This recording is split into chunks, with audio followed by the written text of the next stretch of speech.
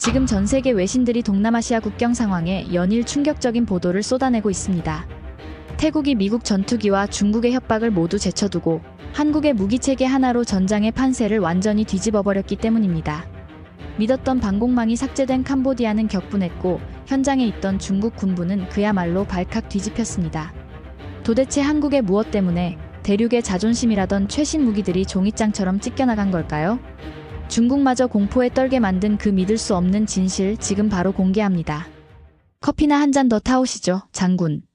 제가 캄보디아 육군 삼성 장군에게 건넨 첫 마디는 바로 이것이었습니다.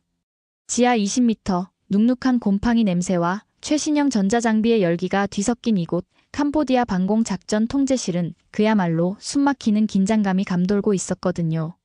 두께 1m의 강화 콘크리트 벽 너머로는 태국군이 쏘아대는 155mm 야포 소리가 쿵쿵 하고 울리고 있었지만 저는 들고 있던 찻잔을 내려놓을 생각조차 하지 않았습니다.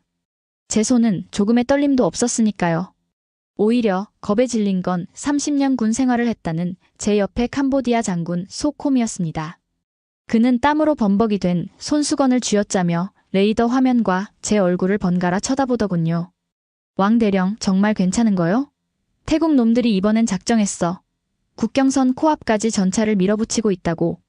그의 목소리는 갈라져 있었습니다. 하긴 그럴 만도 했겠죠. 2011년 국경 분쟁 당시 태국군에게 일방적으로 두들겨 맞았던 트라우마가 캄보디아 군부 전체에 퍼져 있었으니까요. 하지만 이번엔 다릅니다. 아니, 달라야만 했죠. 지금 그들이 앉아있는 이 벙커. 설치한 사람이 바로 저 중국 인민의 방군 기술 고문 왕 웨이였으니까요. 저는 천천히 자리에서 일어나 훈센 전 총리의 초상화가 걸린 벽면을 가리켰습니다. 그 아래 번쩍이는 금속 광택을 자랑하며 도열해 있는 저 거대한 콘솔 박스들이 보이십니까? 그게 바로 캄보디아가 국군을 걸고 도입한 중국산 중거리 지대공 미사일 시스템 HQ-12 KS-1A의 통제장치였거든요. 장군, 저 기계가 얼마짜린지 잊으셨습니까? 격추할 수 있다는 말입니다. 제 호언장담에 벙커 내의 캄보디아 장교들이 조금 안심하는 눈치였습니다. 사실 저는 이들이 한심했습니다. 고작 태국 따위에게 쩔쩔매다니요. 베이징 본부에서 저를 이곳 동남아시아 오지로 파견했을 때 저는 솔직히 좌천된 줄 알았습니다. 하지만 현장에 와보니 알겠더군요. 이곳은 중국산 무기의 우수성을 전 세계에 생중계할 수 있는 거대한 쇼케이스 현장이었다는 것을 말입니다. 지금 제 눈앞의 레이더 스코프는 깨끗했습니다. 녹색 그리드 위를 훑고 지나가는 스캔 라인은 마치 제 심장 박동처럼 규칙적이고 평온했죠. 태국 공군이 보유한 주력기라고 해봤자 1980년대에나 최신형 소리를 듣던 F-16AB형 초기 모델들 아닙니까? 그런 구형 기체들은 우리 HQ-12의 위상 배열 레이더에 걸리면 그야말로 독 안에 든 쥐나 다름없었습니다. 락온 버튼을 누를 필요도 없이 자동 요격 시스템이 알아서 그들을 지옥으로 보내줄 테니까요. 보고합니다. 태국 우본 공군기지에서 다수의 이륙 신호 포착. 통신병의 다급한 외침이 정적을 깼습니다. 순간 벙커 안의 공기가 얼어붙더군요. 소콤 장군이 의자에서 벌떡 일어났습니다. 왔군. 결국 왔어. 왕 대령, 준비는 된 거요? 저는 입가에 옅은 미소를 띠며 고개를 끄덕였습니다. 드디어 올 것이 왔군요. 저는 차분하게 헤드셋을 귀에 걸치고 마이크를 당겼습니다. 그리고 중국어로 된 시스템 언어를 캄보디아어 모드로 전환하며 부하들에게 지시를 내렸죠. 전원 전투 배치. 레이더 출력 최대 개방. 목표물 식별되는 즉시 보고하라. 제 명령이 떨어지자마자 오퍼레이터들의 손놀림이 바빠지기 시작했죠. 웅웅거리는 쿨링팬 소리가 더 커지더니 모니터 화면엔 태국 국경 너머에서 접근하는 미세한 점들이 하나둘씩 찍히는 게 아니겠습니까? 거리 150km. 아직은 안전지대였습니다. 저는 팔짱을 낀 채 여유로운 마음으로 그 점들을 흥미롭게 지켜봤습니다. 그런데 말입니다. 뭔가 조금 이상했습니다. 보통 F-16 편대가 공격을 해올 때는 고고도에서 빠른 속도로 접근하거나 아니면 전자전기를 동반해서 레이더에 거대한 노이즈를 뿌리는 게 정석입니다. 미 공군 교범이 그러니까요. 태국군도 당연히 미국에게 훈련받았으니 그렇게 움직일 줄 알았습니다. 하지만 화면 속의 저 점들은 너무 작았습니다. 그리고 너무 낮았습니다. 목표물 식별해. 기종이 뭐야? F-16인가? 아니면 그리펜? 제 질문에 레이더 분석관이 고개를 갸웃거렸습니다. 그의 손가락이 키보드를 두들기며 데이터 라이브러리를 검색하더군요. 그게 RCS가 F16보다 훨씬 작습니다. 속도도 초음속이 아닌 아음속으로 접근 중입니다. 혹시 무인기 아닐까요? 드론? 태국 놈들이 전쟁 시작하자마자 정찰 드론부터 띄운다고? 저는 혀를 찼습니다. 겁쟁이들 같으니라고. 비싼 전투기를 잃을까봐 장난감부터 보내는 모양이군요. 그렇다면 더 쉽죠. 저는 소콤 장군을 보며 어깨를 으쓱해 보였습니다. 걱정 마십시오. 간을 보려고 드론 몇 대 보낸 모양인데 우리 HQ-12가 파리 잡는 데는 선수입니다. 하지만 그때 정보 장교 한 명이 황급히 종이 한 장을 들고 달려왔습니다. 태국군 통신망을 도청한 1차 분석 결과였습니다. 그는 덜덜 떨리는 손으로 제게 문서를 내밀었는데 거기 적힌 기종 코드를 본 순간 저도 모르게 눈을 가늘게 뜰 수밖에 없었습니다. 식별 코드 FA50 골든 이글 검독수리. 제조국 대한민국. FA50? 입속으로 그 단어를 굴려보았습니다. 들어본 적은 있습니다. 한국이라는 나라가 만든 경공격기라고 했었죠. 미국 로키드 마틴의 기술을 좀 빌려서 만든 훈련기 겸 공격기. 일명 미니 F16이라고 불리는 녀석 말입니다. 순간 헛웃음이 터져 나오더군요. 하, 장군 이것 좀 보십시오. 태국 놈들이 F16을 아끼려고 훈련기를 보냈답니다. 훈련기를. 벙커 안에 있던 캄보디아 장교들도 그제야 안도의 한숨을 내쉬며 킥킥거리기 시작했습니다. 그럴 만도 하지 않겠습니까? 전투기도 아닌 조종사 연습용 비행기로 중국의 최첨단 방공망을 뚫겠다고 덤비는 꼴이니 말입니다. 이건 용감한 게 아니라 무식한 겁니다. 저는 찻잔을 다시 입으로 가져갔습니다. 차가 식기 전에 이 소동이 끝날 것 같았거든요. 한국산 훈련기라니 제대로 된 무장이나 달 수 있을까요? 기껏해야 구형 멍텅구리 폭탄이나 몇 개 달고 왔겠죠. 그런 재래식 폭탄을 떨어뜨리려면 우리 머리 위까지, 그러니까 제 눈에 조종사 헬멧이 보일 정도로 가까이 날아와야 합니다. 하지만 우리 HQ-12 미사일은 그들이 국경을 넘는 순간, 아니 국경 근처에 오기도 전에 그 가련한 훈련기들을 산산조각 낼 준비가 되어 있었습니다. 사거리 80km 진입. 요격 준비하겠습니다. 오퍼레이터의 보고에 저는 고개를 끄덕였습니다. 이제 카운트다운을 시작하면 되는 일이었습니다. 태국 공군의 오판, 그리고 한국산 무기의 비참한 최후를 감상할 준비를 마쳤으니까요. 그런데 바로 그 순간이었습니다. 모니터를 응시하던 분석관의 비명이 벙커를 찢어놓은 것은 사라졌습니다. 저는 마시려던 찬물을 셔츠에 쏟고 말았습니다. 뜨거운 기운이 가슴팍으로 퍼졌지만 그걸 닦을 정신 따위는 없었죠. 벌떡 일어나 콘솔 앞으로 달려갔습니다. 사라지다니? 격추된 거야? 아닙니다. 레이더 스코프에서 갑자기 신호가 증발했습니다. 고도를 급격하게 낮췄습니다. 분석관의 손가락이 가리키는 고도계 수치는 비상식적이었습니다. 통상적인 전투기라면 절대 내려가지 않을 저고도, 아니 거의 지면에 붙어가는 수준이었습니다. 이봐, 저기는 카르다몬 산맥이잖아. 저 험한 산악 지형에서 저런 저고도 비행을 한다고? 자살하려는 거야? 제 상식으로는 이해할 수 없었습니다. 캄보디아와 태국 국경은 험준한 산악지대입니다. F-16 같은 고속기체가 저렇게 낮게 날다간 산비탈에 들이받기 딱 십상입니다. 그런데 저 한국산 비행기는 레이더의 하단 사각지대, 즉 클러터라고 부르는 지면 반사파 속으로 제 스스로 몸을 던져버린 겁니다. 마치 유령처럼 말입니다. 다시 찾아. 위성 데이터 연결해. 제가 고함을 질렀지만 레이더 화면은 야속하게도 아무것도 보여주지 않았습니다. 녹색 스캔 라인만 멍청하게 돌아가고 있었죠. 붉은 점들이 사라진 그 텅 빈 화면이 오히려 수십 대의 전투기가 떠 있는 것보다 훨씬 더 공포스럽게 다가오더군요. 등줄기에서 식은땀이 흐르기 시작했습니다. 그때까지만 해도 저는 몰랐습니다. 저 레이더에서 사라진 점들이 단순한 비행기가 아니라 제목을 조여올 사신의 낫이었다는 사실을 말입니다. 그리고 그 낫에는 중국의 기술력으로는 도저히 이해할 수 없는 한국의 도끼가 서려 있다는 것을 저는 꿈에도 상상하지 못하고 있었습니다. 레이더 화면이 텅 비어버린 그 찰나의 침묵. 저는 그게 세상에서 가장 시끄러운 소리라는 걸 그때 처음 알았습니다. 분석관은 유령이라도 본 사람처럼 창백해진 얼굴로 키보드만 미친 듯이 두드려대고 있었지만 녹색 그리드 위에선 단 하나의 픽셀도 반응하지 않았으니까요. 제 등 뒤에서 거친 숨을 몰아쉬던 쏘콤 장군이 참지 못하고 제 어깨를 거칠게 잡아챘습니다. 왕 대령, 어떻게 된 거야? 격추한 거야? 아니면 놓친 거야? 그의 고함 소리에 저는 신경질적으로 헤드셋을 벗어던질 뻔했습니다. 하지만 저는 엘리트입니다. 베이징 국방과학기술대학을 수석으로 졸업한 제가 이런 오지에서 캄보디아 군인들 앞에서 당황한 기색을 보일 수는 없는 노릇 아니겠습니까? 저는 짐짓 침착한 척 떨리는 손끝을 감추며 대답했죠. 진정하십시오. 놈들이 산맥 뒤로 숨은 겁니다. 레이더의 음영구역, 그러니까 산 그림자 속으로 들어갔다는 말입니다. 하지만 저런 적어도 비행은 오래 못합니다. 연료 소모가 극심하고 무엇보다 시야가 확보되지 않아서 공격 자체가 불가능하니까요. 제 말은 논리적으로 완벽했습니다. 적어도 교과서적으로는 말이죠. F-16이든 FA-52든 폭탄을 떨어뜨리려면 결국 고도를 높여야 합니다. 팝업 기동이라고 하죠. 놈들이 공격을 위해 머리를 쳐드는 순간 우리 HQ-12 미사일이 기다렸다는 듯이 낚아채면 그만이었습니다. 그럼 놈들이 다시 올라올 때까지 기다리면 된다는 거요? 그렇습니다. 쥐새끼가 구멍 밖으로 나올 때까지 기다리는 고양이처럼 말입니다.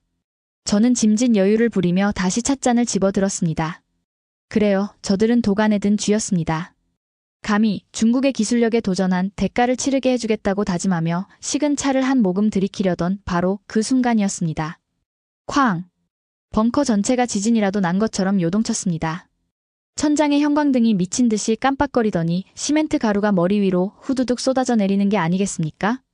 귀가 먹먹해질 정도의 폭음. 이건 포격 소리가 아니었습니다. 훨씬 더 가깝고 훨씬 더 파괴적인 진동이었죠.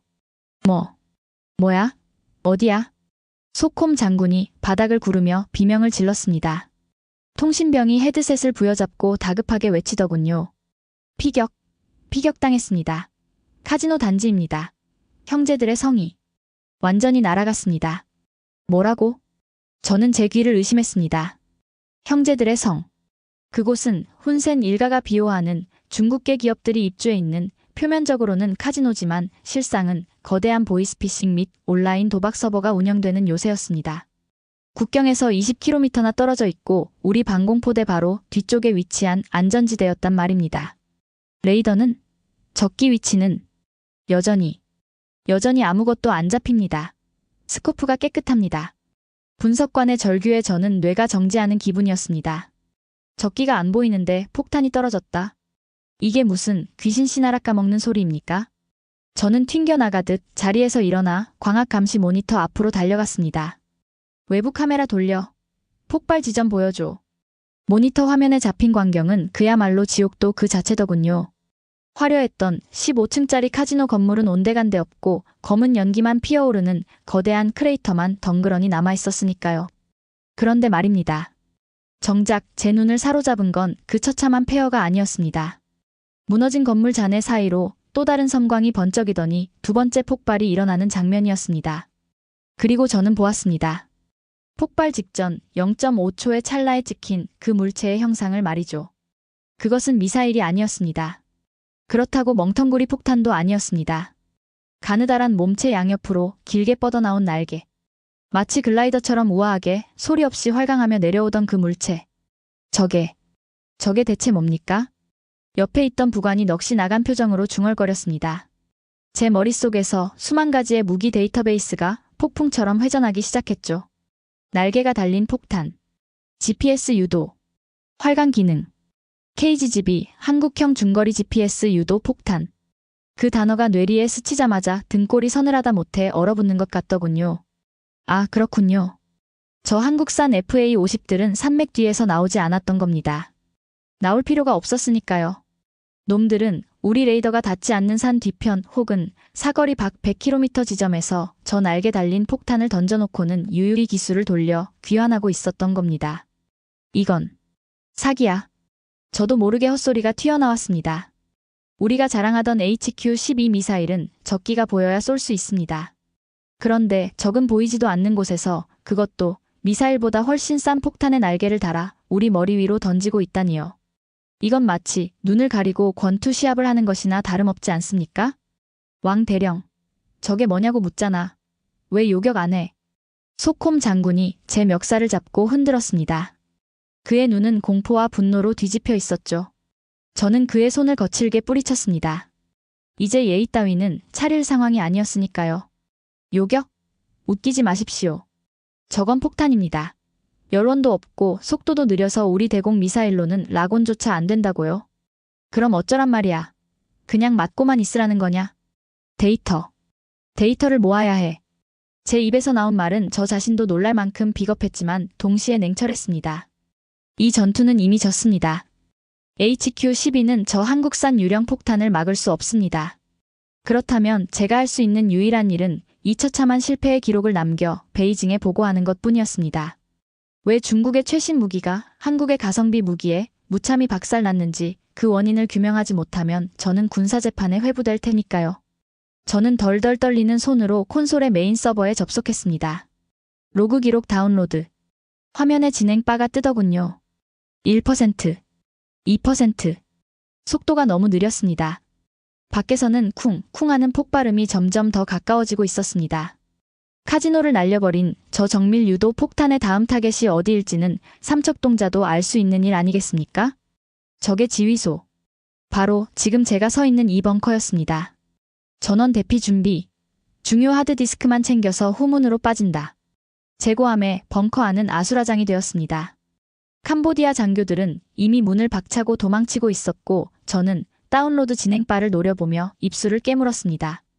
제발 1분만 더. 하지만 한국이 만든 저 날개 달린 죽음은 제게 그 1분의 시간조차 허락하지 않을 기세로 맹렬하게 날아오고 있었습니다. 모니터 속의 붉은 경고등이 마치 제 운명을 카운트다운하듯 비정하게 깜빡거리고 있었죠. 완료. 100%. 화면에 다운로드 완료라는 녹색 메시지가 뜨는 것과 동시에 제 발밑에 콘크리트 바닥이 맹렬하게 솟구쳐 올랐습니다. 마치 거인이 땅속에서 주먹을 올려친 것 같은 충격이었죠.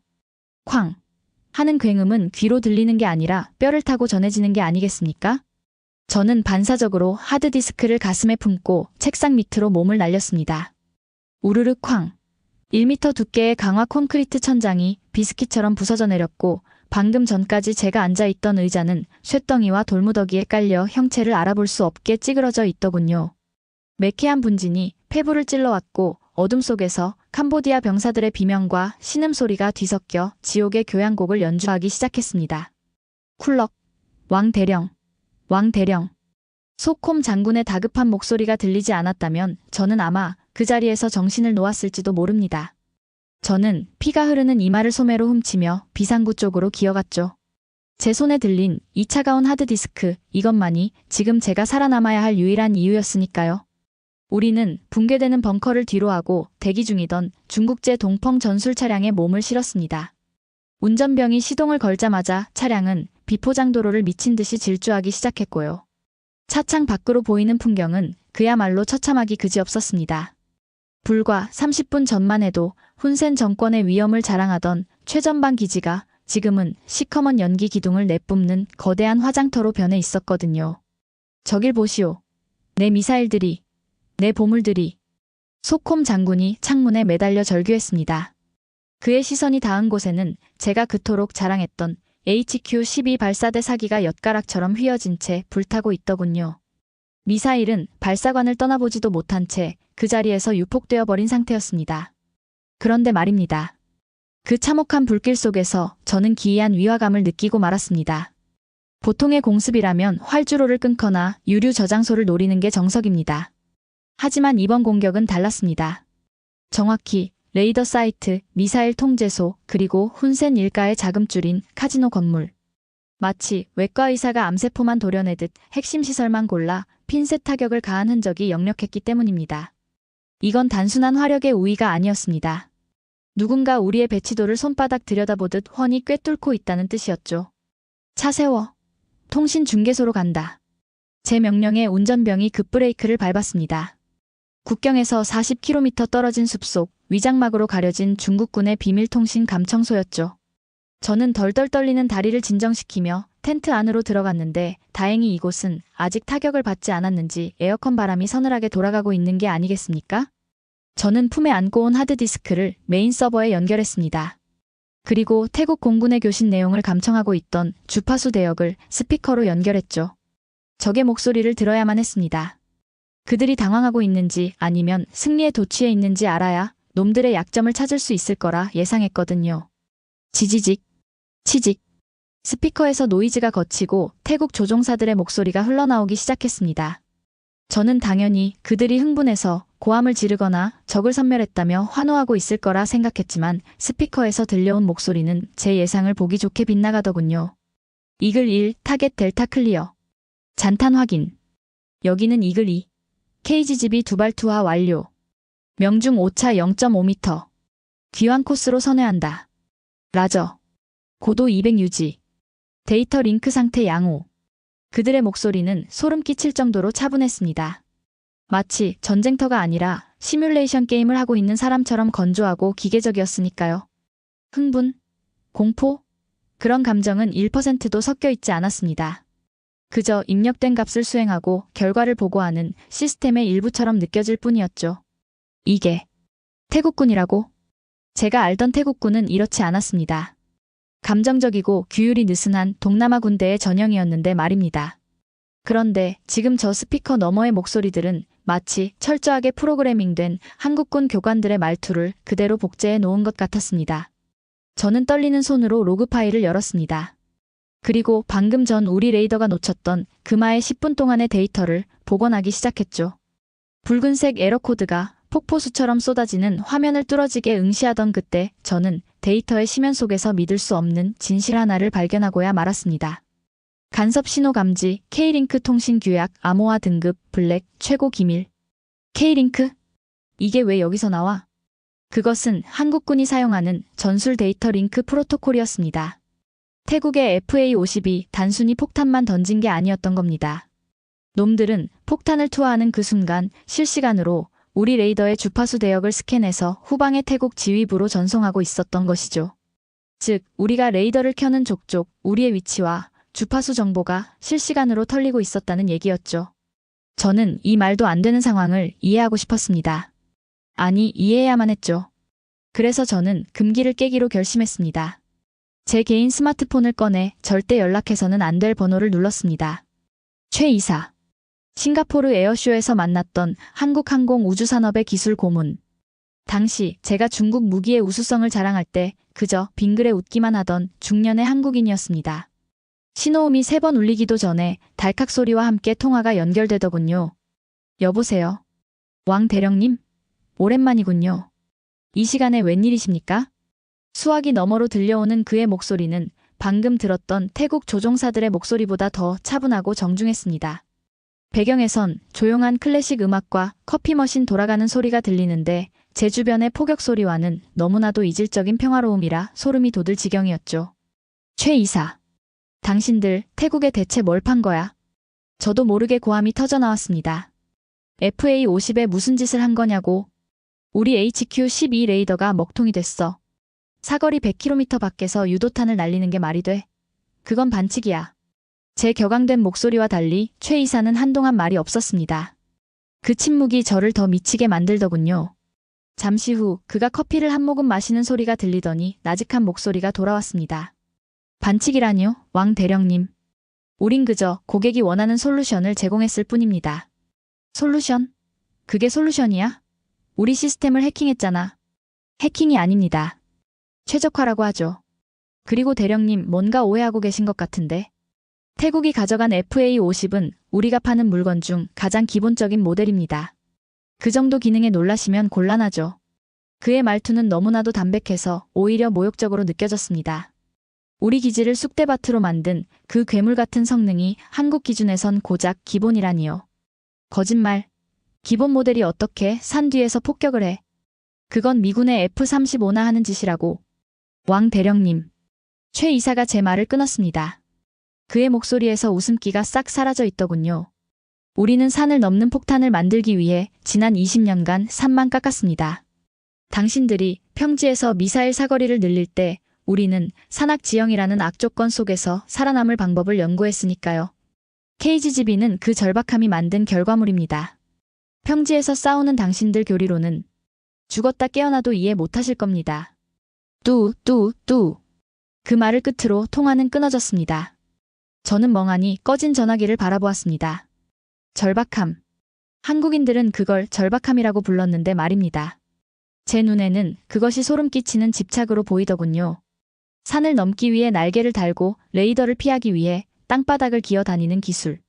그건 정상적인 군사기술의 발전 단계를 뛰어넘은 일종의 변종 진화였으니까요. 대령님, 이것 좀 보십시오. 그때 모니터 앞에 있던 부하가 비명을 질렀습니다. 태국 공군이 다시 옵니다. 이번엔 한두 대가 아닙니다. 2차 공격입니다. 레이더 화면을 볼 필요도 없었습니다. 제 피부가 먼저 느꼈으니까요. 공기가 진동하고 있었거든요. 아까와는 비교도 안 될 만큼 거대한 압력이 저 멀리 태국 쪽 하늘에서부터 밀려오고 있는 게 아니겠습니까? 저는 직감했습니다. 최 이사가 말한 그 기본적인 기능이 맛보기에 불과했다면 이제부터 시작될 2차 공격은 진짜 지옥이 될 것이라는 사실을 말입니다. 제 고막을 찢은 건 흔해 빠진 포탄의 폭발음이 아니었습니다. 그것은 마치 거인이 하늘에서 거대한 비단 천을 양손으로 잡고 한 번에 찢어발기는 듯한 소름 끼치는 파열음이었죠. 쉬익. 대기를 가르는 그 날카로운 마찰음은 30년 군 생활을 한 저조차도 단 한 번도 들어본 적 없는 종류의 소리였습니다. 저는 본능적으로 귀를 막으며 통신 텐트 밖으로 튀어나갔습니다. 흙먼지가 자욱한 연병장 위로 고개를 들어 하늘을 본 순간 제 입에서는 탄식조차 나오지 않더군요. 구름 한 점 없는 캄보디아의 푸른 하늘 위로 검은 점 12개가 마치 먹이를 노리는 기러기 떼처럼 대열을 맞춰 유유히 활강하고 있는 게 아니겠습니까? 그것들은 중력에 몸을 맡기고 수직으로 떨어지는 멍텅구리 폭탄이 아니었습니다. 마치 독수리가 날개를 펴듯 몸통 양옆으로 길게 펼쳐진 날개가 공기의 흐름을 타고 미세하게 방향을 틀고 있었으니까요. 말도 안 돼. 저게 가능하다고? 저는 떨리는 손으로 목에 걸려있던 군용 쌍안경을 눈에 가져다 댔습니다. 초점 조절링을 돌려 흐릿한 상을 맞추자 렌즈 너머로 보이는 광경은 제 머릿속에 들어있던 베이징 군사대학의 공학 지식을 송두리째 부정하는 장면이었습니다. 저 물체들 한국산 KGGB는 단순한 활강을 하는 게 아니었거든요. 산맥의 능선을 아슬아슬하게 타고 넘더니 마치 살아있는 생물처럼 좌측으로 15도 급선회를 하며 험준한 계곡 사이를 파고드는 게 아니겠습니까? 동력이 없는 폭탄이 스스로 양력을 조절하며 비행 궤적을 수정하다니 이건 물리적으로 불가능한 일이었죠. 거짓말이야. 이건 시각적 오류야. 폭탄이 어떻게 코너링을 해? 저건 엔진도 없는 쇳덩어리라고. 저는 쉰 목소리로 중얼거렸습니다. 베이징 교범 제사장 12조에 따르면 활강 무기는 투하 지점과 목표 지점을 잇는 포물선 궤적만을 그릴 수 있다고 명시되어 있습니다. 그런데 저 빌어먹을 한국산 물건은 뉴턴의 물리법칙 따위는 가볍게 무시한다는 듯 캄보디아군이 대공포를 숨겨둔 산 뒤쪽 사면으로 휘어 들어가고 있더군요. 콱콱쾅. 첫 번째 폭발이 대지를 뒤흔들며 일어났죠. 정확히 산 뒤쪽에 숨겨져 있던 122mm 방사포 진지였는데 그 거대한 화염을 보는 순간 저도 모르게 마른 침을 삼키고 말았습니다. 보통 포격전에서 정밀 타격이라고 해도 반경 10m 내외의 오차는 발생하는 법입니다. 그런데 저 폭탄은 방사포 발사관의 정중앙 정확히 탄약이 장전된 약실을 타격했는지 2차 유폭을 일으키며 진지 전체를 증발시키고 말았으니까요. 뒤이어 두 번째, 세 번째 폭발이 이어졌는데 그 터지는 순서가 기가 찰 노릇이었습니다. 마치 보이지 않는 피아니스트가 건반을 누르듯 동쪽 끝 1번 진지부터 서쪽 끝 6번 진지까지 1초의 간격도 없이 순차적으로 터져나가는 게 아니겠습니까? 이건 폭격이 아니야. 수술이야. 옆에 서 있던 소콤 장군이 다리에 힘이 풀렸는지 바닥에 주저앉으며 중얼거렸습니다. 그의 얼굴은 이미 공포로 인해 흑빛이 되어 있었고요. 하지만 저는 그 현실을 인정할 수 없었습니다. 아니, 제 자존심이 허락하지 않았죠. 저런 핀셋 정밀도는 미군의 합동직격탄 중에서도 가장 비싼 레이저 유도 버전에서나 가능한 수치였으니까요. 고작 날개 달린 키트 하나 달았다고 멍텅구리 재래식 폭탄이 스마트 무기가 된다. 그것도 한 발에 수억 원 하는 미사일보다 더 정확하게? 그럴 리가 없습니다. 저건 분명 우리가 모르는 미군의 최신형 스텔스 폭격기가 고고도에서 몰래 레이저 포인팅을 하고 있는 걸 겁니다. 그렇지 않고서야 설명이 안 되지 않습니까? 레이더 확인해. 상공에 미군 폭격기 있지? B2 스피릿이나 F-35 말이야. 저는 미친 사람처럼 텐트 안으로 뛰어들어가 오퍼레이터의 멱살을 잡고 흔들었습니다. 제 눈에는 핏발이 서 있었고 심장은 터질 듯이 뛰고 있었지만 오퍼레이터는 울상을 지으며 고개를 저을 뿐이었죠. 없습니다. 대령님, 하늘은 깨끗합니다. 고고도엔 아무것도 없습니다. 잡히는 건 오직 저고도의 12개 신호뿐입니다. 거짓말 마. 12개 신호? 그게 뭔데? FA-50. 태국 공군의 FA-50 편대입니다. 저는 오퍼레이터를 거칠게 밀쳐내고 메인 스크린을 노려보았습니다. 화면 하단 고도 500피트라는 말도 안 되는 초저고도에서 붉은 점들이 춤을 추고 있더군요. 놈들은 폭탄을 투하한 뒤 도망가는 게 아니었습니다. 오히려 복잡한 산악 지형을 이용해 우리 머리 위를 빙빙 돌며 자신들이 저지른 파괴의 현장을 감상하는 전장평가를 수행하고 있는 게 아니겠습니까? 더 충격적인 건 그들의 데이터 처리 속도였습니다. 화면 한 구석에 표시된 전자전 스펙트럼 분석기가 붉은색 파형을 그리며 미친 듯이 요동치고 있었거든요. 데이터 전송 속도 34.8Mbps, 표적 공유, 즉시 실시간. 이 속도. 설마 링크 16? 저는 믿을 수 없다는 듯 뒷걸음질을 쳤습니다. 링크 16은 미군이나 나토군이 쓰는 최상위 전술 데이터 링크 시스템인데 전투기끼리 말로 할 필요 없이 표적 정보를 뇌파처럼 실시간으로 공유하는 기술이죠. 그런데 훈련기 기반이라며 무시했던 저 꼬마 비행기들이 그 복잡한 데이터를 주고받으며 우리 방공망의 빈틈을 서로에게 찍어주고 있다는 겁니다. 말도 안 돼. 저런 경공격기의 위상 배열 레이더랑 데이터 링크를 다 때려 박았다고? 기체 크기가 F-16의 70%밖에 안 되는데 제 상식으로는 물리적으로 공간이 나올 수가 없었습니다. 작은 몸집에 저런 괴물 같은 전자장비를 쑤셔 넣으려면 공학적으로 미친 설계를 하지 않고선 불가능하니까요. 한국 기술진들은 도대체 전투기 안에 무슨 짓을 해놓은 걸까요? 쾅! 그때 텐트에서 불과 500m 떨어진 훈센 친위대 막사가 거대한 불기둥과 함께 사라졌습니다. 폭풍에 텐트가 찢겨나갔고 저는 바닥에 뒹굴며 흙먼지를 뒤집었어야 했죠. 정신을 차리기도 전에 부하 한 명이 무언가를 들고 헐레벌떡 뛰어오는 게 보이더군요. 그의 손에는 방금 떨어진 그러나 불발된 폭탄의 꼬리 날개 파편이 들려 있었습니다. 대령님, 이걸 보십시오. 놈들이 우리를 조롱하고 있습니다.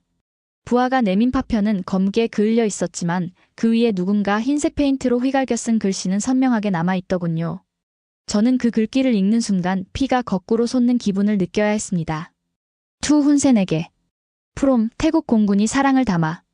배달 대한민국. 그리고 그 아래 작은 글씨로 레이저 각인된 시리얼 넘버와 제조사 마크. LIG 넥스1 KGGB 2025년형 4차 생산분. 이딴 쇳덩어리에? 저는 파편을 바닥에 내동댕이 쳤습니다. 생각해보십시오. 우리는 저 미사일 기지를 만들기 위해 중국 인민의 세금 수천억 위안을 쏟아부었습니다. 레이더 하나 가격만 해도 아프리카 소국 1년 예산과 맞먹으니까요. 그런데 고작 한국 돈 1억 원짜리 플라스틱 날개가 달린 폭탄 키트에 그 천문학적인 시스템이 농락당하고 있는 겁니다. 가성비? 아니요, 이건 가성비의 문제가 아니었습니다. 이건 명백한 모욕이었습니다. 자본주의 논리로 무장한 한국 무기가 사회주의의 거탑인 중국 무기를 돈 낭비라고 비웃고 있는 꼴이 아니겠습니까? 사격해. 눈에 보이는 건 다 쏘란 말이야. 제가 고래고래 소리를 질렀지만 캄보디아 병사들은 이미 전의를 상실한 채 멍하니 하늘만 올려다보고 있더군요. 그들의 눈에는 공포를 넘어선 경외심마저 서려 있었습니다. 마치 하늘에서 내려오는 저 죽음의 천사들에게 압도당한 원시 부족처럼 말이죠. 그들은 이미 알고 있었던 겁니다. 중국산 총포로는 저 보이지 않는 유령들을 절대 맞출 수 없다는 사실을요. 그때 제 주머니 속 스마트폰이 다시 진동하기 시작했습니다. 발신자 표시 제한. 하지만 저는 직감적으로 알 수 있었죠. 아까 통화를 끊었던 그 최 이사일 것이라고. 받지 않으려 했습니다. 받으면 제가 패배를 인정하는 꼴이 될 테니까요. 하지만 제 손은 주인인 저를 배신하고 자석에 이끌리듯 통화 버튼을 누르고 있더군요. 왕 대령님, 2차 공격은 좀 어떠셨습니까? 그의 목소리는 여전히 지독하게 침착했습니다. 포탄이 터지는 전장의 소음 속에서도 그의 목소리는 마치 방음 스튜디오에서 말하는 것처럼 또렷하게 들렸습니다. 당신들, 악마야. 전투기에 무슨 짓을 한 거야? 저건 훈련기가 아니잖아. 칭찬으로 듣겠습니다. 그리고 한 가지 팁을 드리자면 수화기 너머로 종이 넘기는 소리가 들렸습니다. 마치 식당 메뉴판을 넘기듯 가벼운 소리였지만 이어지는 그의 말은 제 심장에 꽂히는 비수와도 같았죠. 지금 왕 대령님이 계신 그 통신 텐트 좌표 말입니다. 우리 FA-50편대의 레이더 경보 수신기에 아주 강력한 전자파 발신원으로 잡히고 있습니다. 중국제 통신 장비는 노이즈가 심해서 숨을 수가 없거든요. 저라면 지금 당장 그곳을 떠나겠습니다. 뭐라고?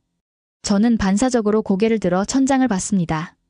찢어진 텐트 천막 너머 태양을 등진 채 수직으로 급강하하는 검은 그림자 하나가 제 망막에 맺히더군요. 그것은 더 이상 비행기가 아니었습니다. 날카로운 발톱을 세우고 먹잇감을 향해 꽂히는 하늘의 맹수 그 자체였습니다. 조종석 캐노피가 햇빛에 반사되어 번쩍이는 그 찰나의 순간 저는 보았습니다. 기수 부분에 선명하게 그려진 태국 공군 마크와 날개 밑에 주렁주렁 매달린 또 다른 KGGB들을 말입니다. 으아악! 저는 전화기를 집어 던지고 텐트 밖으로 몸을 날렸습니다. 제 몸이 허공에 뜬 그 0.1초의 순간 등 뒤에서 느껴지던 그 뜨거운 열기. 그리고 고막을 찢는 굉음. 그것은 제가 평생 믿어왔던 중국 무기 불패 신화가 산산이 조각나는 소리였습니다. 그리고 저는 흙바닥에 처박힌 채 깨달았습니다.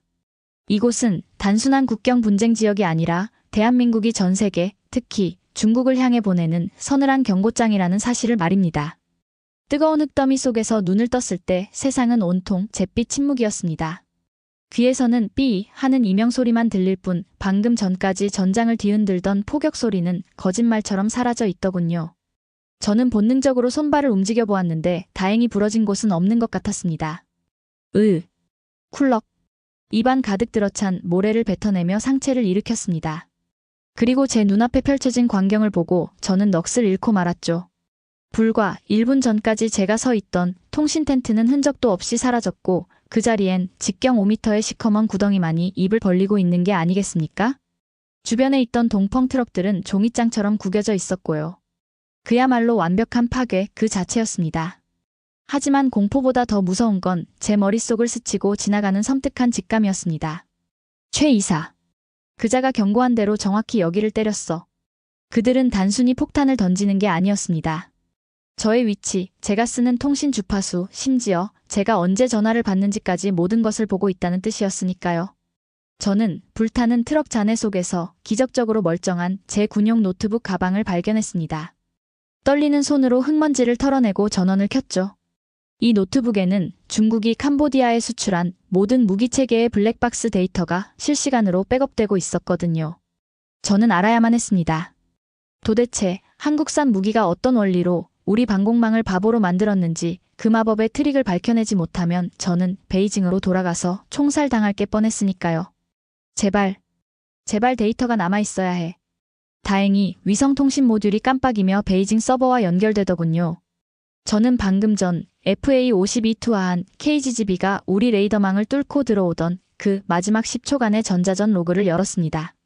화면 가득 16진수 코드가 폭포수처럼 쏟아져 내리기 시작했죠. 그런데 말입니다. 데이터를 분석하던 제 눈이 어느 한 지점에서 딱 멈추고 마는 게 아니겠습니까? 이거 설마? 저는 제 눈을 의심하며 모니터에 얼굴을 바짝 들이댔습니다. 로그 파일의 78번째 줄 KGGB의 유도 신호 소스를 분석한 항목에 믿을 수 없는 단어가 적혀 있더군요. 유도 신호원 아이디 BDS3 중국 베이더우 위성항법 시스템. 신호 강도 98% 인증 상태 승인됨. 베이더우? 왜 한국 폭탄에서 중국 위성 신호가 잡혀? 저는 뒤통수를 망치로 얻어맞은 기분이었습니다. 베이더우는 중국이 미국의 GPS에 대항하기 위해 독자적으로 쏘아 올린 위성항법 시스템이니까요. 캄보디아군도 당연히 이 신호를 쓰고 있었죠. 그래서 우리는 미군 GPS 신호를 교란하는 제머만 잔뜩 깔아놨던 겁니다. 그런데 한국산 KGGB는 미군 GPS가 막히자 태연하게 적국인 중국의 위성 신호를 잡아타고 들어온 겁니다. 그것도 해킹이 아니라 마치 자기네 위성인 것처럼 정식 인증 코드까지 달고서 말이죠. 이 미친놈들이 남의 위성을 공짜로 써먹고 있어. 저는 전율을 느끼며 다음 페이지를 넘겼습니다. 더 충격적인 건 그 다음 대목이었죠. 한국 기술진이 심어놓은 알고리즘은 단순히 신호만 훔쳐 쓰는 수준이 아니었거든요. 조준 알고리즘, 역삼각 측량법, 경고, 타격체가 캄보디아군이 송출하는 방공 레이더 전파를 역추적하여 유도 경로를 실시간 수정 중. 저는 헛웃음을 터뜨리고 말았습니다. 우리가 레이더를 켜면 켤수록 그 전파가 오히려 KGB를 우리 안방으로 불러들이는 초대장 역할을 하고 있었던 겁니다. 최 이사, 당신은 괴물이야. 산을 깎았다는 게 비유가 아니었어. 한국은 이미 중국산 무기의 주파수 특성, 위성 암호 체계, 심지어 레이더의 맹점까지 모조리 파악하고 있었던 것입니다. 이것은 하루 이틀 만에 만들어진 기술이 아니었습니다. 수십 년간 북한 그리고 그 뒤에 있는 중국을 상대하며 축적해온 집요한 데이터의 산물이었던 것이죠. 그때 노트북 화면에 붉은색 경고창이 떴습니다. 보안 전화 수신 중 리 장군, 베이징 사령부. 베이징 국방부 리 장군의 전화였습니다. 저는 침을 꿀꺽 삼키고 통화 버튼을 눌렀습니다. 왕웨이 대령, 살아있는 거냐? 스피커 너머로 들려오는 리 장군의 목소리는 얼음장처럼 차갑더군요. 네. 장군님, 보고 드릴 게 있습니다. 이건 우리 무기의 결함이 아닙니다. 한국 놈들이 우리 위성 신호를 역이용하고 있습니다. 지금 당장 베이더호 코드를 바꿔야. 닥쳐라. 제 다급한 보고는 리 장군의 짧은 한마디에 잘려나갔고요. 왕 대령. 자네 지금 제정신인가? 한국 같은 소국이 대중국의 암호 체계를 뚫었다고? 그따위 헛소리를 보고서라고 올릴 셈인가? 하지만 장군님. 로그 기록이 증거입니다. 놈들은 우리 시스템을 다 알고 그 입 다물지 못해. 리 장군의 고함 소리가 찢어진 스피커를 뚫고 나왔습니다. 잘 듣게. 이번 사태는 전적으로 캄보디아군의 운용 미숙 그리고 자네의 지휘 태만 때문에 발생한 일이다. 우리 HQ-12 시스템에는 아무런 문제가 없다. 알겠나? 저는 귀를 의심했습니다. 지금 눈앞에 명백한 증거가 있는데 저들은 자신들의 실패를 인정하기 싫어서 덮으려는 겁니다. 장군님, 이걸 덮으면 다음엔 본토가 당합니다. 태국이 문제가 아니라 한국 무기가 위험하다고요. 왕웨이. 리 장군의 목소리가 낮게 깔렸습니다. 그 톤은 경로보다 더 무서운 사리를 담고 있더군요. 자네 가족들이 베이징에 있다는 걸 잊지 말게. 더 이상 헛소문 퍼뜨리면 국가는 자네를 보호해 줄 수 없어. 지금 즉시 그 노트북 파기하고 캄보디아군에게 모든 책임을 넘겨. 이건 명령이다. 뚝. 통화는 일방적으로 끊어졌습니다. 저는 망연자실한 채 검게 꺼진 화면을 바라보아야만 했죠. 조국은 저를 버렸습니다. 아니, 진실을 버렸습니다. 그들은 한국의 기술력을 인정하는 순간 무너질 자존심이 수천 명의 병사 목숨보다 더 중요했던 모양입니다. 왕 대령. 그때였습니다. 제 등 뒤에서 살기 어린 외침이 들려온 것은 소스라치게 놀라 뒤를 돌아보니 흑투성이가 된 캄보디아군 소속 헌병들이 저를 반원형으로 포위하고 있는 게 아니겠습니까? 그들의 손에 들린 AK-47 소총의 총구는 정확히 제 머리통을 겨누고 있었죠. 그리고 그들 사이로 피를 흘리며 절뚝거리는 소콤 장군이 걸어 나왔습니다. 그의 눈은 배신감과 광기로 번들거리고 있더군요. 장군님? 왜 이러십니까? 제가 뒷걸음질 치자 소콤 장군이 바닥에 침을 뱉으며 소리쳤습니다. 내 놈이 껐지? 내 놈이 레이더 껐잖아. 무슨 말씀을 하시는 겁니까? 저는 끝까지 자리를 지켰습니다. 거짓말 마라. 방금 첩보가 들어왔다. 태국 놈들이 쓴 폭탄, 너희 중국 위성 신호를 타고 들어왔다더군. 내 놈들이 신호를 열어주지 않고서야 어떻게 그게 가능해?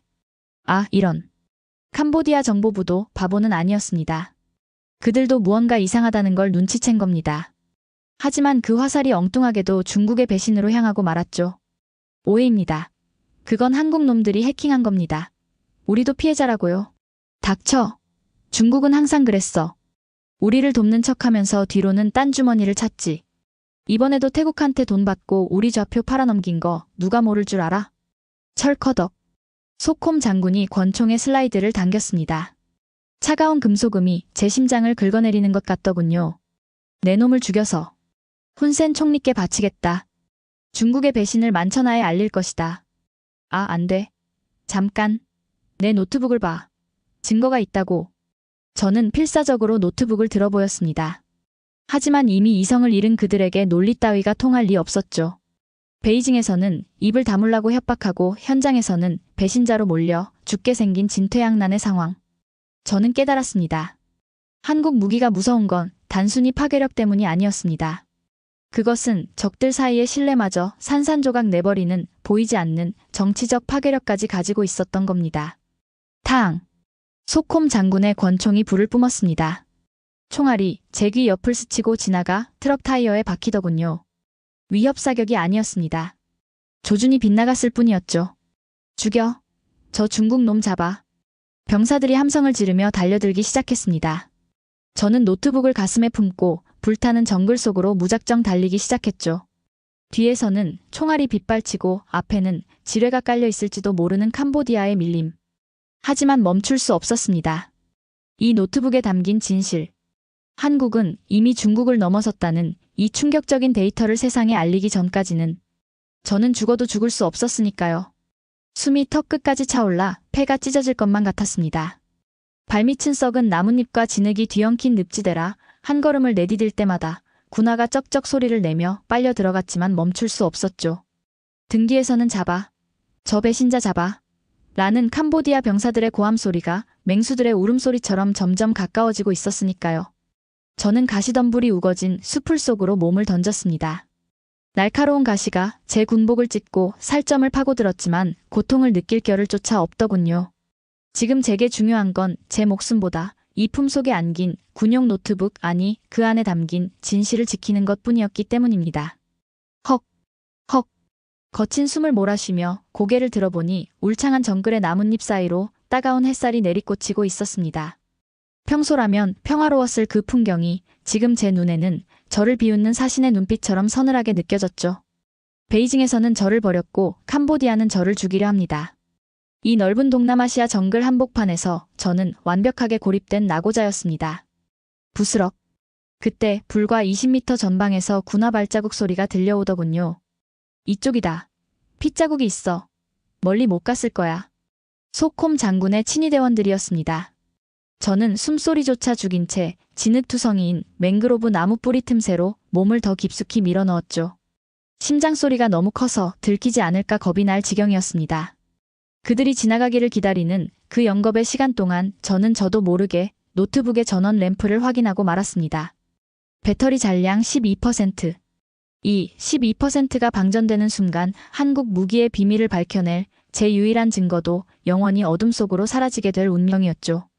다행히 병사들의 발소리가 멀어지자 저는 떨리는 손으로 다시 노트북을 열었습니다. 땀방울이 키보드 위로 뚝뚝 떨어졌지만 저는 셔츠 소매로 거칠게 닦아내며 아까 보던 로그 파일의 심층 디렉터리를 파고들기 시작했죠. 제가 확인해야 할 것은 하나였습니다. 도대체 한국의 기술진들은 어떤 생각으로, 아니 어떤 광기로 적국인 중국의 위성 신호까지 훔쳐 쓰는 말도 안 되는 알고리즘을 설계했느냐는 것입니다. 단순히 기술력이 좋아서? 아니면 우연히? 아니요, 엔지니어의 직감으로 말할 건데 이건 우연이 아니었습니다. 이건 누군가가 뼈를 깎고 피를 말려가며 의도적으로 심어놓은 지독한 집요함의 산물이 분명했으니까요. 저는 암호화된 커널 영역을 강제로 해독했습니다. 베이징 국방부의 슈퍼컴퓨터 접속 권한을 도용해서라도 이 블랙박스의 바닥을 봐야만 했거든요. 마침내 수천 줄의 기계어 코드 속에 숨겨져 있던 주석들이 제 모니터에 떠오르기 시작했습니다. 보통의 군사 무기 코드는 깔끔하고 건조합니다. 기계가 기계에게 명령하는 언어니까요. 하지만 한국산 KGB의 소스 코드 안에 남겨진 기록들은 마치 인간의 일기장처럼 처절한 흔적들로 가득 차 있는 게 아니겠습니까? 버전 4.2 개발 일지 2019년 2월 14일 오전 3시 20분. 실패. 104번째 실패다. 영하 20도 강원도 산악 테스트 중 유도 키트 동결. 김수석이 동상을 입었다. 하지만 멈출 수 없다. 북한의 산을 넘으려면 이 추위를 견디는 배터리 로직을 찾아야 한다. 버전 5.1 개발 일지 2020년 8월 15일 오전 4시 45분. 성공 확률 0.01% 상승. 중국산 제머의 주파수 패턴을 역이용하는 코드를 짰다. 사흘밤을 새웠더니 코피가 멈추지 않는다. 그래도 뚫었다. 이제 놈들의 방패가 우리의 창이 될 것이다. 저는 멍하니 그 텍스트들을 읽어내려갔습니다. 개발자의 로그에는 단순히 에러 수정 내역만 있는 게 아니었습니다. 그곳에는 그들의 시간과 고통이 고스란히 박제되어 있더군요. 새벽 3시, 새벽 4시. 찍혀있는 타임스탬프들은 하나같이 모두가 잠든 시간이었습니다. 중국의 개발자들이 퇴근하고 마사지를 받으러 갈 그 시간에 한국의 기술자들은 코피를 흘려가며 동상을 입어가며 코드를 짜고 있었던 겁니다. 이건 기술이 아니야. 저도 모르게 쉰 목소리가 흘러나왔습니다. 중국은 무기를 만들 때 예산을 쏟아붓습니다. 미국은 기초과학을 쏟아붓고요. 하지만 한국은 무기에 사람을 갈아넣고 있었습니다. 그들의 코드 한 줄 한 줄에는 조국을 지켜야 한다는, 살아남아야 한다는 절박한 도끼가 서려 있는 게 아니겠습니까? 그때 제 시선을 사로잡은 마지막 주석 하나가 제 심장을 철렁 내려앉게 만들었습니다. 최종 배포 기록, 코드명, 독수리의 눈. 우리는 돈이 없다. 미국처럼 비싼 센서를 쓸 수도 없다. 그래서 우리는 더 많이 뛰고 더 많이 계산했다. 이 코드가 작동한다면 그것은 기계의 승리가 아니라 우리 아버지들의 승리다. 순간 저는 깨달았습니다. 왜 우리 HQ-12가 졌는지, 왜 중국의 최첨단 위성 베이더우가 한국의 폭탄 따위에게 하이제킹을 당했는지 말입니다. 우리는 이 시스템을 팔기 위해 만들었습니다. 화려한 스펙, 멋진 카탈로그, 그리고 뒷돈을 챙기기 위한 수단이었죠. 하지만 한국인들은 이 무기를 살기 위해 만들었던 겁니다. 북한이라는 주적과 중국이라는 거대한 위협 사이에서 생존하기 위해 그들은 0.1%의 가능성이라도 있다면 악마의 손이라도 빌릴 준비가 되어 있었던 것이죠. 그 처절한 생존 본능 앞에서 자본과 허세로 쌓아 올린 중국의 기술력은 모래성처럼 무너질 수밖에 없었던 겁니다. 하! 허탈한 웃음이 터져 나오더군요. 저는 베이징 대학에서 공학 박사학위를 받았습니다. 저는 항상 한국을 미국의 기술을 베끼는 아류 국가라고 무시해왔는데 말입니다. 그런데 오늘 이 진흙탕 속에서 저는 인정해야만 했습니다. 그들은 베낀 게 아니었으니까요. 가진 것이 없어서 몸으로 때우고 머리를 쥐어짜며 새로운 길을 만들어낸 무서운 창조자들이었다는 사실을요. 타닥, 타다닥. 그때 갑자기 등 뒤에 수풀이 맹렬하게 흔들리더니 총성이 울려 퍼졌습니다. 생각에 잠겨있는 사이 소콤의 병사들이 저를 포위망 안으로 몰아넣은 것입니다.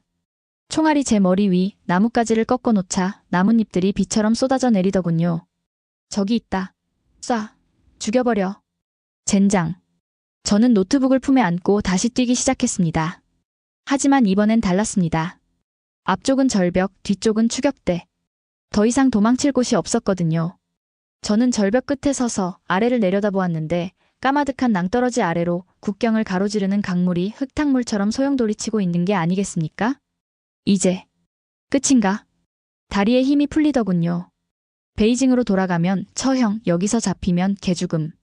어느 쪽을 선택해도 제 인생은 끝장이었습니다. 차라리 저 강물에 뛰어들어 모든 걸 잃는 게 낫지 않을까 하는 나약한 생각이 드는 찰나. 윙. 머리 위에서 기계적인 모터 소리가 들려왔습니다.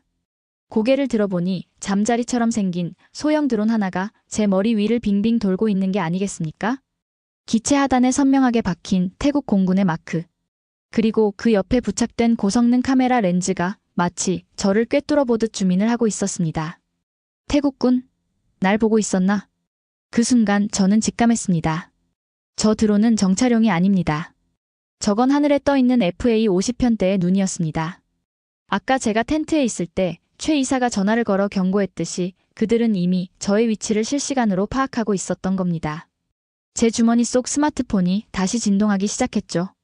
이번에도 발신자 표시 제한. 최 이사였습니다. 저는 홀린 듯이 전화를 받았습니다. 지금 이 상황에서 저를 구해줄 수 있는, 아니 적어도 제 이야기를 들어줄 수 있는 유일한 사람이 적국의 기술자라는 사실이 아이러니하더군요. 왕 대령님. 절벽 끝이라. 전망은 좋으십니까? 그의 목소리는 여전히 얄미울 정도로 평온했습니다. 당신들 다 보고 있었군. 나를 조롱하려고 전화한 건가? 아니면 폭격 좌표를 확인하려고? 조롱이라뇨? 저는 제안을 하러 건 겁니다. 제안? 지금 대령님이 들고 계신 그 노트북. 그 안에 담긴 데이터 베이징에선 지우라고 했다죠? 덮으라고 했다면서요. 저는 숨을 멈췄습니다. 이들은 도대체 어디까지 알고 있는 걸까요? 중국 국방부의 도청망까지 뚫었다는 얘기인지 소름이 돋아나더군요. 왕 대령님. 당신은 엔지니어입니까? 아니면 군인입니까? 무슨. 군인이라면 명령에 따라 그 노트북을 강물에 던지십시오. 그리고 명예롭게 죽으시면 됩니다. 하지만 만약 당신이 진실을 탐구하는 엔지니어라면 최 이사가 잠시 말을 멈췄습니다. 수화기 너머로 들리는 침묵이 뒤에서 들려오는 총소리보다 더 무겁게 느껴졌죠. 그 데이터를 살리십시오. 중국산 무기가 왜 실패했는지, 한국산 무기가 왜 성공했는지 그 팩트를 세상에 남기십시오. 그게 엔지니어의 자존심 아닙니까? 그의 말은 제 가슴 정중앙을 관통했습니다. 엔지니어의 자존심. 그렇습니다. 저는 군인이기 이전의 기술자였습니다. 팩트를 외면하고 정치 논리에 휘둘려 진실을 덮는 것, 그것이야말로 기술자에겐 죽음보다 더한 치욕이었으니까요. 거기 꼼짝마. 뒤에서 캄보디아 병사들이 수풀을 헤치고 나타났습니다. 10여 개의 총구가 저를 향해 겨눠졌죠. 소콤 장군이 거친 숨을 몰아쉬며 앞으로 걸어 나오는데 그 표정이 악귀와도 같더군요. 드디어 잡았군. 쥐새끼 같은 놈. 그가 방아쇠에 손가락을 걸었습니다. 저는 절벽을 등진 채 한 손에는 스마트폰을, 다른 한 손에는 노트북을 꽉 쥐었습니다. 그리고 최 이사에게 마지막으로 물었죠. 최 이사. 하나만 묻지. 내가 이 데이터를 태국군에 넘긴다면 당신들은 뭘 얻지? 어차피 당신들 기술력 자랑하는 거 아닌가? 아니요. 최 이사의 대답은 즉각적이었습니다. 우린 자랑 같은 거 안 합니다. 우린 그저 증명하고 싶을 뿐입니다. 돈이 아니라 사람이 만든 기술이 결국엔 이긴다는 것을요. 그리고 왕 대령님, 하늘을 보십시오. 저는 고개를 들어 하늘을 봤습니다. 드론 너머 구름 사이를 뚫고 내려오는 두 개의 검은 그림자가 있는 게 아니겠습니까? 태국 공군의 FA-52대가 랜딩 기어를 내리지 않은 채 저고도로 접근하고 있었죠. 숙이십시오. 최 이사의 짧은 경고와 함께 저는 본능적으로 바닥에 엎드렸습니다. 두두두두두. FA-50의 기수에 달린 20mm 발칸포가 불을 뿜었습니다. 하지만 그 총구는 저를 향한 것이 아니었습니다. 제 앞을 가로막고 있던 소콤의 병사들과 그들 사이의 땅바닥을 정확히 가르며 넘지 말라는 경고 사격을 퍼붓고 있었으니까요. 흙 기둥이 솟구치고 캄보디아 병사들이 혼비백산하여 흩어졌습니다. 그 압도적인 화력 앞에서 소콤 장군조차 뒷걸음질 칠 수밖에 없더군요. 저를 죽이려던 자들이 한국산 전투기의 위험 앞에 벌레처럼 도망가는 꼴이라니. 왕 대령님. 그쪽으로 우리 측 헬기가 갈 겁니다. 선택은 당신 몫입니다. 통화가 끊어졌습니다. 저는 멍하니 눈앞의 상황을 바라보았죠. 적국인 태국, 그리고 그 뒤에 있는 한국이 저를 구했습니다. 아니, 정확히는 제 손에 들린 이 데이터를 구한 겁니다. 저는 노트북을 가슴에 품었습니다. 이 차가운 금속 상자 안에서 느껴지는 미열. 그것은 배터리의 열기가 아니었습니다. 그 새벽 코피를 쏟으며 코드를 짰다던 한국 엔지니어들의 뜨거운 심장 박동처럼 느껴졌으니까요. 그래. 내가 졌다. 저는 패배를 인정했습니다. 하지만 기분은 나쁘지 않더군요. 적어도 저는 거짓으로 진실을 덮으려던 베이징의 늙은 장군들보다는 저 하늘을 나는 가난하지만 독한 한국의 기술자들 편에 서고 싶어졌기 때문입니다. 저는 절벽 끝에서 몸을 일으켰습니다. 멀리서 로터 소리가 들려오고 있었죠. 이제 저는 새로운 전쟁터로 갈 겁니다. 총칼이 오가는 전장이 아니라 팩트와 기술로 승부하는 진짜 전장으로 말입니다. 그리고 그곳에서 저는 증언할 생각입니다. 중국의 거대한 자본이 어떻게 한국의 작은 도끼 앞에서 무릎 꿇었는지를. 두두두두두. 헬리콥터의 로터 소리가 제 고막을 때렸지만 제 머릿속은 그보다 더 시끄러운 이명으로 가득 차 있었습니다. 열린 캐빈 도어 너머로 멀어지는 캄보디아의 정글을 내려다보는데 그 초록색 숲이 마치 저를 삼키려다 실패한 악마의 아가리처럼 보이더군요. 저는 살아남았습니다. 하지만 동시에 저는 죽었습니다. 중국 인민해방군 기술대자 왕 웨이는 방금 저 절벽 끝에서 죽었고 지금 이 헬기에 타고 있는 건 조국을 배신하고 적국으로 망명하는 이름 없는 변절자일 뿐이었으니까요. 물 좀 드시죠. 태국군 승무원이 건넨 페트병을 받아들었지만 뚜껑을 딸 힘조차 남아있지 않았습니다. 손이 사시나무 떨듯 떨리고 있었거든요. 베이징에 있는 아내와 딸의 얼굴이 주마등처럼 스쳐 지나갔습니다. 리 장군은 분명 가족을 보호해줄 수 없다고 협박했었죠. 제가 이 헬기에 발을 들여놓은 순간 제 가족들은 매국노의 가족이라는 멸시 속에서 지옥을 맛보게 될 운명이었으니까요. 으아. 저는 저도 모르게 비명을 지르며 물병을 바닥에 내동댕이 쳤습니다. 차라리 아까 소콤의 총에 맞아 죽는 게 나았을지도 모릅니다. 그러면 적어도 불명예스러운 죽음일지언정 가족들에게 짐이 되지는 않았을 테니 말입니다. 하지만 저는 살고 싶었습니다. 아니, 정확히 말하면 이 노트북 안에 담긴 진실이 묻히는 꼴을 볼 수 없다는 그 알량한 엔지니어의 자존심 하나 때문에 인생의 모든 것을 불구덩이 속으로 던져버린 겁니다. 헬기가 태국 우본 공군 기지 활주로에 착륙할 때까지 저는 시체처럼 고개를 쳐박고 있어야만 했죠. 끼익! 랜딩 기어가 바닥에 닿는 충격과 함께 문이 열렸습니다. 저는 무장한 태국 헌병들에 의해 짐짝처럼 끌려나갔죠. 당연히 수갑이 채워질 거라 생각했고 어두컴컴한 취조실로 끌려가 전기 고문이라도 당할 거라 예상했거든요. 그게 제가 아는 공산권 국가들의 방식이었고 전쟁의 룰이었으니까요. 그런데 말입니다. 활주로에 내린 제 눈앞에 펼쳐진 광경은 제 예상과는 전혀 다른 모습이었습니다. 정비팀. 3호기 왼쪽 날개 플랩 유격 확인해. 데이터랑 0.2mm 오차 있다. 무장사. KGGB 2차 장착 준비. 이번엔 고폭탄 말고 관통탄으로 세팅한다. 그곳은 축제 분위기가 아니었습니다. 방금 전 적의 방공망을 초토화하고 돌아온 승전국 부대라면 샴페인을 터뜨리고 환호해야 마땅하지 않겠습니까? 하지만 태국 공군 정비사들과 한국에서 파견된 카이 기술진들은 마치 전투가 이제 막 시작된 사람들처럼 무서운 얼굴로 기체에 매달려 있더군요. 기름 냄새와 땀 냄새, 그리고 뜨거운 엔진 열기가 뒤섞인 그 현장에서 저는 기이한 소외감을 느꼈습니다. 이쪽입니다, 왕 대령님. 검은 양복을 입은 남자가 저를 안내한 곳은 감옥이 아니라 활주로가 한눈에 보이는 통제실이었습니다. 그곳에는 에어컨이 서늘하게 돌아가고 있었고 테이블 위에는 김이 모락모락 나는 믹스커피 한 잔이 놓여 있는 게 아니겠습니까? 그리고 창가에 서서 착륙하는 FA-50편대를 하염없이 바라보고 있는 한 남자의 뒷모습이 보였습니다. 오셨습니까? 그가 천천히 뒤를 돌았습니다. 전화통화로만 들었던 그 목소리. 바로 최 이사였습니다. 중년의 나이, 헝클어진 머리카락, 그리고 며칠은 못 씻은 듯한 퀭한 얼굴. 하지만 안경 너머로 빛나는 그 눈빛만큼은 방금 본 FA-50의 레이더보다 더 예리하게 저를 꿰뚫고 있더군요. 제 노트북. 여기 있소. 저는 테이블 위에 제 목숨과 맞바꾼 노트북을 던지듯 내려놓았습니다. 가져가시오. 당신들이 원하던 게 이거 아닌가? 중국 무기의 치명적 결함 데이터. 이걸로 전 세계 언론에 떠들면 되겠군. 중국산은 쓰레기라고 한국산이 최고라고 선전이나 하시오. 제 말투는 비꼬음으로 가득 차 있었습니다. 스스로에 대한 혐오감을 그에게 투사하고 싶었는지도 모릅니다. 어차피 저는 이용 가치가 떨어지면 버려질 테니 마지막 자존심이라도 세우고 싶었으니까요. 하지만 최 이사는 노트북에는 눈길조차 주지 않았습니다. 대신 그는 저에게 믹스커피 잔을 밀어주며 의자를 권하더군요. 왕 대령님. 식기 전에 드십시오. 한국산 믹스커피입니다. 달달하니 스트레스 풀기엔 이만한 게 없죠.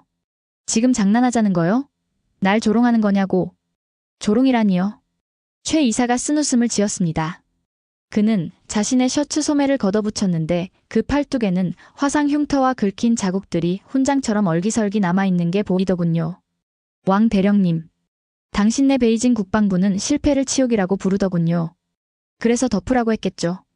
하지만 우리 한국 엔지니어들은 실패를 뭐라고 부르는지 아십니까? 그는 잠시 말을 멈추고 창밖에 FA-50을 가리켰습니다. 우리는 그걸 데이터라고 부릅니다.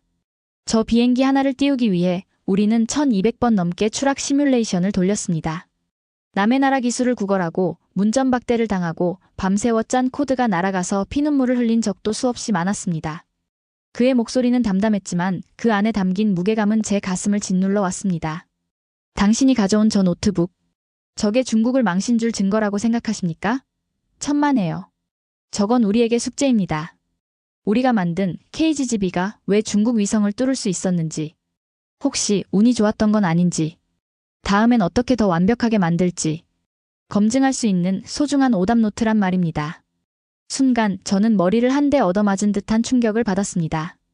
저는 지금까지 기술을 과시의 수단으로만 여겨왔습니다. 대국 굴기. 중국의 위대함을 보여주기 위해 더 크고 더 화려한 스펙을 나열하는 데만 급급했었죠. 그런데 눈앞에 이 한국인은 달랐습니다. 그들에게 기술은 생존이었습니다. 0.1%의 오차도 허용하지 않으려는 저 지독한 강박. 승리에 도취하기는커녕 승리의 원인을 분석하기 위해 또다시 밤을 새우려는 저 태도. 그것은 제가 오랫동안 잊고 있었던 엔지니어로서의 초심 그 자체였습니다. 우리는 거만했습니다. 저도 모르게 고백이 터져 나오더군요. 돈으로 시간을 살 수 있다고 믿었습니다. 남의 설계를 훔쳐서 껍데기만 그럴듯하게 만들면 그게 기술인 줄 알았으니까요. 하지만 당신들이 산을 깎을 때 우리는 샴페인 잔이나 깎고 있었군요. 제 눈에서 뜨거운 것이 흘러내렸습니다. 그것은 패배감이 아니었습니다. 진짜 기술자를 만난 것에 대한 존경심, 그리고 그동안 헛된 허영심에 빠져 살았던 제 자신에 대한 참회였던 겁니다. 왕 대령님. 최 이사가 제 어깨에 손을 올렸습니다. 당신은 조국을 배신한 게 아닙니다. 거짓을 거부하고 진실을 선택한 겁니다. 엔지니어는 국경이 없지만 기술에는 조국이 있다는 말이 있죠. 하지만 팩트 앞에서는 우리 모두가 평등한 거 아니겠습니까?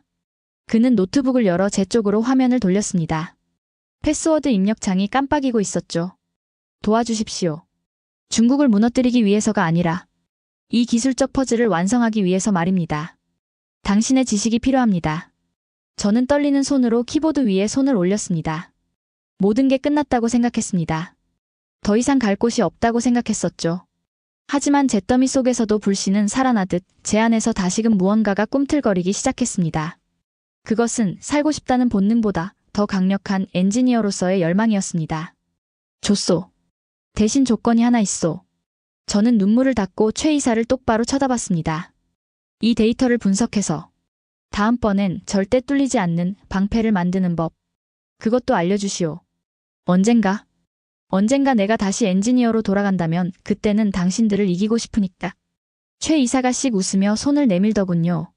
환영합니다. 그런 날이 온다면 저희도 더 날카로운 창을 준비해 놓겠습니다. 그게 우리가 발전하는 방식이니까요. 저는 그의 손을 맞잡았습니다. 투박하고 거친 굳은 살이 박힌 그 손. 그것은 악마의 손이 아니었습니다. 불가능을 가능으로 바꾼 기적의 손이었습니다. 이제 저는 제 인생의 2막을 시작하려 합니다. 군복을 벗고 계급장을 떼고 오직 실력 하나로 증명하는 진짜 엔지니어들의 세계에서 말입니다. 타닥, 타닥. 제 손가락이 키보드를 두드리기 시작했죠. 베이징 서버의 암호를 해제하는 그 경쾌한 타건음이 마치 제 영혼을 깨우는 알람 소리처럼 통제실 안에 울려 퍼지는 게 아니겠습니까? 탁! 마지막 엔터키를 누르는 제 손가락 끝에서 경쾌한 파열음이 울렸습니다. 그것은 단순한 키보드 소리가 아니라 수십 년간 굳게 닫혀있던 중국산 무기불패 신화라는 거대한 성문이 무너져 내리는 소리였죠. 모니터 화면에 녹색 진행바가 100%를 가리키더니 암호화되어 있던 판도라의 상자가 마침내 열렸습니다. 화면 가득 쏟아져 나오는 수만 건의 에러 로그와 조작된 성능 데이터들. 그것은 단순한 숫자가 아니었습니다. 권력 유지를 위해 진실을 은폐해온 베이징 군부의 추악한 민낯이었으니까요. 준비됐습니다, 최 이사님. 저는 의자 등받이에 깊숙이 몸을 기대며 말했습니다. 등줄기를 타고 흐르던 식은땀이 에어컨 바람에 식으면서 서늘한 전율을 일으키더군요. 최 이사는 말없이 고개를 끄덕이더니 벽면에 설치된 대형 모니터의 채널을 돌렸습니다. 라이브, 중국 국방부 긴급 기자회견 베이징. 화면 속에는 낯익은 얼굴, 저를 버렸던 리 장군이 수많은 내외신 기자들 앞에서 마이크를 잡고 있었습니다. 그의 제복에 달린 훈장들이 조명빛을 받아 번쩍였지만 제 눈에는 그것들이 마치 썩은 고기 위에 앉은 파리떼처럼 역겹게 보이더군요.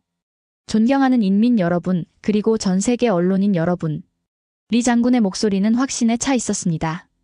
금일 캄보디아 국경에서 발생한 폭발 사고는 전적으로 캄보디아군의 정비 불량과 운용 미숙으로 인한 탄약고 유폭 사고임이 확인되었습니다.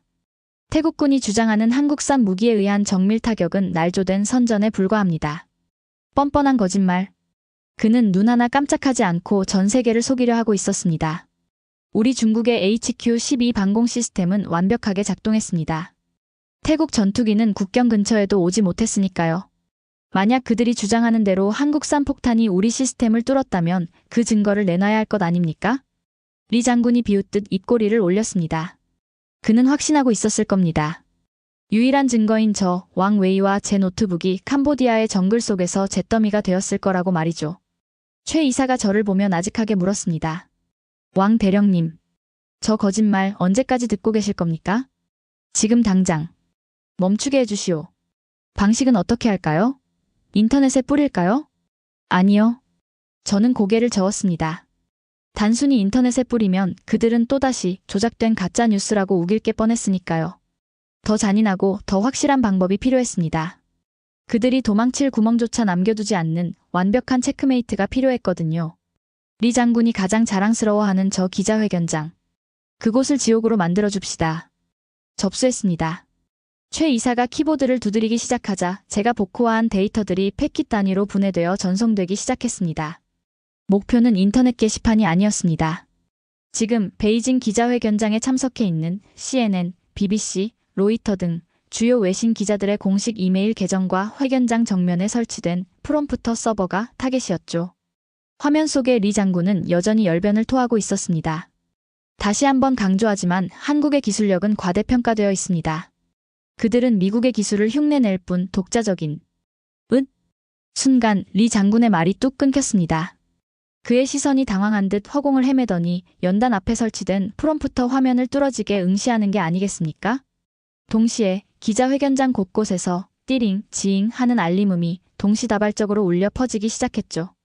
기자들이 웅성거리며 자신들의 스마트폰과 노트북을 확인하기 시작하는데 그 소란은 순식간에 파도처럼 커져갔습니다. 이게 뭐야? 로그 파일? 블랙박스 데이터? 세상에, 작성자가 왕 웨이대자? 리 장군의 얼굴이 사색이 되어갔습니다. 프롬프터 화면에 떠 있어야 할 준비된 원고가 사라지고 대신 제가 보낸 결정적 증거가 붉은색 글씨로 출력되고 있었기 때문입니다. 시스템 실패 로그 2025년 12월 12일 14시 30분 HQ-12 레이더 상태 실명 교란 실패 표적 식별 태국 공군 FA-50 무기 KGB 비고 시스템이 K-링크 프로토콜에 의해 완전히 무력화됨. 이건 리 장군이 말을 잇지 못하고 마이크를 잡은 손을 떨더군요. 식은땀이 그의 관자놀이를 타고 흘러내리는 모습이 고화질 카메라에 잡혀 전 세계로 생중계되고 있었습니다. 맨 앞줄에 앉아있던 CNN 기자가 손을 번쩍 들었습니다. 장군님, 방금 익명의 제보로 캄보디아 현장 로그 데이터를 받았습니다. 여기엔 HQ-12 레이더가 한국산 KGB를 전혀 탐지하지 못했다고 나와 있는데 어떻게 된 겁니까? 그건 조작이라뇨? 여기 디지털 서명이 중국 국방부 코드로 인증되어 있습니다. 그리고 이 데이터. 왕 웨이 기술 대좌가 직접 전송한 걸로 나오는데 왕 대좌는 실종된 게 아닙니까? 기자들의 질문이 빗발치기 시작했습니다. 장군님, 한국산 폭탄이 중국 위성 신호를 역이용했다는 게 사실입니까? HQ-12 시스템에 치명적인 백도어가 있다는 걸 알고도 수출한 겁니까? 기자회견장은 그야말로 아수라장이 되었습니다. 리 장군은 마치 벌거벗겨진 채 광장에 내던져진 사람처럼 어쩔 줄 몰라 하며 주변의 보좌관들을 쳐다보았죠. 하지만 보좌관들 역시 태블릿 PC를 들고 당황한 표정으로 굳어 있을 뿐이었습니다. 방송 꺼. 송출 중단해. 결국 리 장군이 쉰 목소리로 고함을 지르며 연단 아래로 도망치듯 내려갔습니다. 카메라 앵글이 흔들리고 화면이 송출 중단이라는 자막과 함께 조정 화면으로 바뀌었지만 이미 늦은 후였죠. 그의 당황한 표정, 빗발치는 질문, 그리고 화면에 띄워졌던 그 명백한 데이터. 이 모든 것이 전파를 타고 전 세계 60억 인구에게 생중계된 뒤였으니까요. 저는 길게 숨을 내쉬며 의자 깊숙이 몸을 파묻었습니다. 가슴속에 얹혀있던 천근만근의 돌덩이가 쑥 내려가는 기분이었죠. 그것은 단순한 복수의 쾌감이 아니었습니다. 거짓을 진실로 이겼다는 기술자로서의 긍지가 회복되는 순간이었습니다. 보셨습니까, 왕 대령님? 최 이사가 믹스커피를 한 모금 마시며 말했습니다. 세상은 바뀌었습니다. 이제는 목소리 큰 놈이 이기는 게 아니라 실력 있는 놈이 이기는 겁니다. 오늘 당신이 쏘아 올린 건 폭탄이 아니라 중국이 감추고 싶어 했던 무능 그 자체였습니다. 저는 화면 속에서 황급히 사라지는 리 장군의 뒷모습을 보며 중얼거렸습니다. 아니요, 최 이사. 내가 쏘아 올린 게 아니오. 그럼 누가? 당신들이요. 한국의 엔지니어들. 당신들이 흘린 그 코피와 눈물이 오늘 저 거대한 거짓의 성벽을 무너뜨린 거요. 나는 그저 마지막에 도화선에 불을 붙였을 뿐이지. 저는 자리에서 일어났습니다. 통제실 유리창 너머로 임무를 마치고 경납고로 들어가는 FA-50의 꼬리 날개가 석양빛을 받아 붉게 빛나고 있더군요. 그 모습이 왜 그리도 아름답게 보이는지 저는 한동안 눈을 뗄 수 없었습니다. 최 이사. 약속은 지켜주시오. 어떤 약속 말씀입니까? 내 가족들 말이요. 베이징 놈들이 가만두지 않을 거요. 걱정 마십시오. 최 이사가 빙그레 웃으며 스마트폰 화면을 보여주는데 그곳에는 작전 완료라는 메시지가 떠 있는 게 아니겠습니까? 한국 국정원 요원들이 3시간 전에 이미 접촉했습니다. 지금쯤이면 아마 제3국행 비행기 안에 계실 겁니다. 우리는 내부 고발자를 절대 버리지 않습니다. 그게 한국의 방식이니까요. 다리에 힘이 풀려 주저앉을 뻔했습니다. 가족, 내 아내, 내 딸. 국가는 저를 버렸지만 적국이었던 한국은 제 가족까지 지켜준 겁니다. 도대체 이 나라는 어디까지 저를 놀라게 할 작정일까요? 감사합니다. 정말 감사합니다. 저는 최 이사의 손을 잡고 고개를 숙였습니다. 30년 군 생활 동안 단 한 번도 누구에게 머리를 숙인 적 없던 저였지만 지금 이 순간만큼은 이 투박한 손의 주인에게 그리고 대한민국이라는 나라에게 경의를 표하지 않을 수 없었으니까요. 자, 이제 감사는 나중에 하시고. 최 이사가 제 등을 두드리며 일어섰습니다. 일하러 가셔야죠? 왕 대령님, 아니 왕 연구원님. 당신이 풀어야 할 숙제가 산더미처럼 쌓여 있습니다. 중국 무기의 약점, 당신만큼 잘 아는 사람이 없지 않습니까? 저는 눈물을 훔치며 고개를 들었습니다. 그리고 처음으로 환하게 웃었습니다. 그렇군요. 갑시다. 내 머릿속에 있는 거 하나도 남김없이 다 털어놓겠소.